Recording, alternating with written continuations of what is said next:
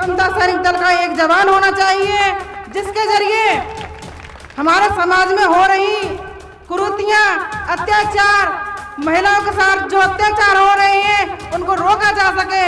क्योंकि हम जा करके अपना वक्त को बर्बाद करते हैं, तो उस वक्त को बर्बाद न कर करके सही रास्ते पर आइए और बाबा साहब और तथागत गौतम बुद्ध के बताए मार्ग पर चलिए, तभी आपका कल्याण निश्चित है।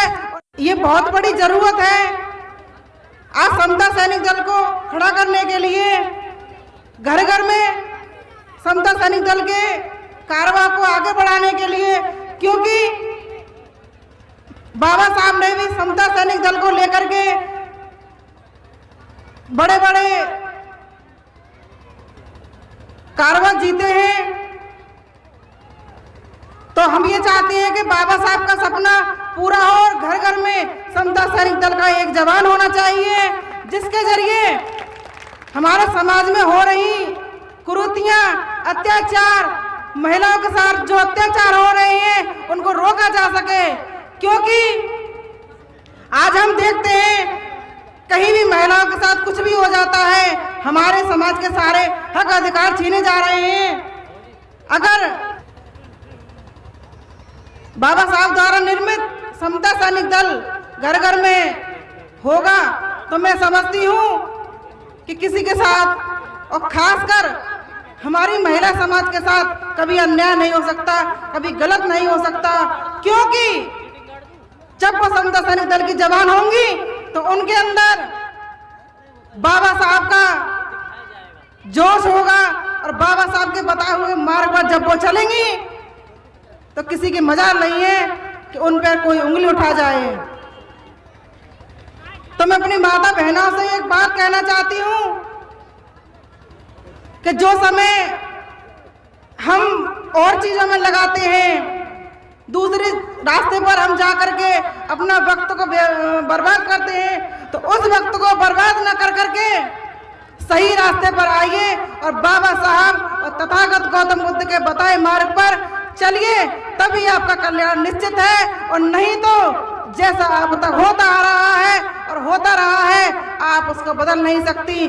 क्योंकि बाबा साहब और तथागत बुद्ध का ही मार्ग ऐसा है कि उस पर चलकर सभी का कल्याण हो सकता है।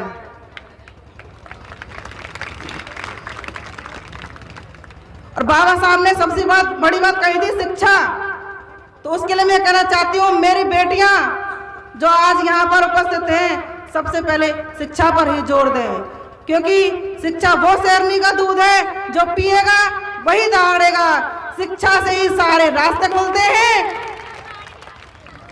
शिक्षा से ही हम सारे चीजों को हासिल कर सकते हैं। जैसा कि अभी एडवोकेट जी ने कहा कि आपके लिए ये भी रखा है, वो भी रखा है, तो आप उनको ऐसे ही नहीं ले सकते। उसके लिए आपको शिक्षा का रास्ता अपनाना पड़ेगा। और उससे पहले भी जो आप आडंबर अपनाती हैं, उन आडंबरों को छोड़ना होगा। देखिए सुबह सुबह 2 घंटियां बजती हैं, एक मंदिर की घंटी बजती है और एक स्कूल की घंटी बजती है। तो जो मंदिर की घंटी होगी वो आपको क्या बनाएगी? भिखारी बनाएगी। और स्कूल की घंटी आपको क्या बनाएगी? राजा बना देगी आपको। तो सिर्फ सिर्फ शिक्षा ही वो चीज है और इन आडंबरों से आप दूर हो जाइए। मैं ज्यादा ना कहते हुए, और भी बहुत लोग हैं, समय कम है, कि पहले पीने को पानी नहीं था, कि पहले पीने को पानी नहीं था, आज घर घर में बिस्लरी का पानी है। पहले खाने को खाना नहीं था, आज घर घर में बिरयानी है। पहले रहने के लिए घर नहीं था, आज महलों में जिंदगानी है। ये किसी देवी देवता की नहीं, ये मेरे बाबा साहब की मेहरबानी है, ये मेरे बाबा साहब की मेहरबानी है। इन शब्दों के साथ जय भीम, नमो बुद्धाय। बहुत बहुत धन्यवाद सुमन गौतम जी। अब मैं निवेदन करूंगा हमारे बीच में समता सैनिक दल के आज के लोग हैं दलालों को एक्सपोज करना, जाकर सत्ता की दलाली करते हैं, उनके साथ मिल जाते हैं, उनके जैसे हो जाते हैं, वो जाकर वहाँ पे आपका गला काटते हैं। शिक्षा को बेच रहे, शिक्षा को महंगा कर रहे, क्यों कर रहे? बताओ वो इसलिए महंगा कर रहे हैं ताकि आप बच्चे, आप जो देश का भविष्य है, दलित आदिवासी पिछड़ों के, मुसलमान के, माइनॉरिटीज के बच्चे आगे आ पाए, अच्छे विश्वविद्यालय में रह जाए, पढ़े ना और ऋतु सिंह के जैसे आवाज ना उठाए। ये हो रहा है हर जगह आपका बड़ा कर है, लेकिन हमने इससे डरना नहीं है। हम वहां बैठे दिल्ली विश्वविद्यालय में हम लड़ाई लड़ने के लिए आगे बैठे, लेकिन आप लोग संकल्प लो, हाथ खड़ा करो, पढ़ोगे ना बच्चों, आप पढ़ाओगे ना अपने बच्चों को, खाली बेटों को नहीं बच्चों को पढ़ाओगे ना, बनाओगे ना, आगे बड़ा अफसर बनेगा ना, तो दिल्ली यूनिवर्सिटी में आपकी प्रोटेक्ट करने के लिए लड़ाई लड़ने के लिए हम बैठे हैं, महबूब करते थे, संकल्प करेंगे, चीफ उधर सिंह जी, उधर बुद्धि ये सब बैठे, हम दो बार की लड़ाई लड़ने के लिए इंतजार बैठे। स्वतंत्र हुआ पता है ना, 15 अगस्त को क्या होता है, स्वतंत्रता दिवस मनाते हैं, और 26 जनवरी को क्या होता है, वो है अभी, हाँ,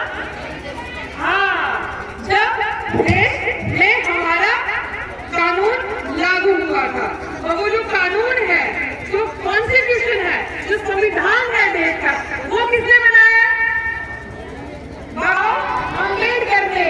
रोज आप पाठ करोगे, रोज पढ़ोगे, उसी संविधान के अंदर बाबा साहेब ने हमें हमारे अधिकार दिए हैं। हमारे मतलब बाबा साहब ने इंश्योर किया कि हम आगे बढ़ सकते हैं, पढ़ सकते हैं, लिख सकते हैं। हमारे साथ अगर कोई भेदभाव होता है तो हम उस अन्याय के खिलाफ मिलकर अपनी आवाज उठा सकते हैं। उठा सकते कि नहीं उठा सकते? उठा सकते। और दूसरी चीज, हमें कोई भी गलत तरीके से, ये गाँव वाले लोग भी जो बैठे हैं और ये जो बच्चे भी बैठे हैं, अगर हमें कोई दबाने की कोशिश करता है ना, ये सोचता है कि ये तो दबे कुचले समाज के लोग हैं, तो इस देश में कानून है। उस इंसान को जो प्राप्त है कि ये सब खाकी वर्दी में, चाहे वो IAS IPS है, चाहे वो मंत्री है, ये सब नौकर है। नौकर कैसे बच्चों? पब्लिक सर्वेंट क्या होता है? तो आप लोगों को अगर डराने धमकाने के आपके हक छीनने की कोशिश करें तो उसको उसकी हैसियत दिखाना बहुत जरूरी है कि तुम लोग हमारी सेवा के लिए आ गए। और यही कोशिश करें। मेरा जन्म एक सिख परिवार में हुआ, अमृतसर से मेरे माता पिता हैं।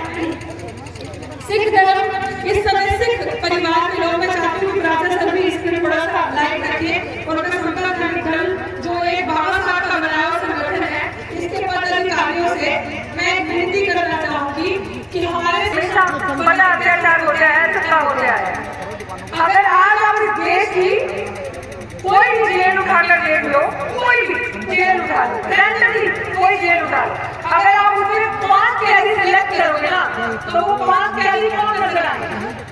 पहला दलित, दूसरा दलित, तीसरा होगा आदिवासी, फिर चौथा मारना मुसलमान। ये उठाकर देख लो।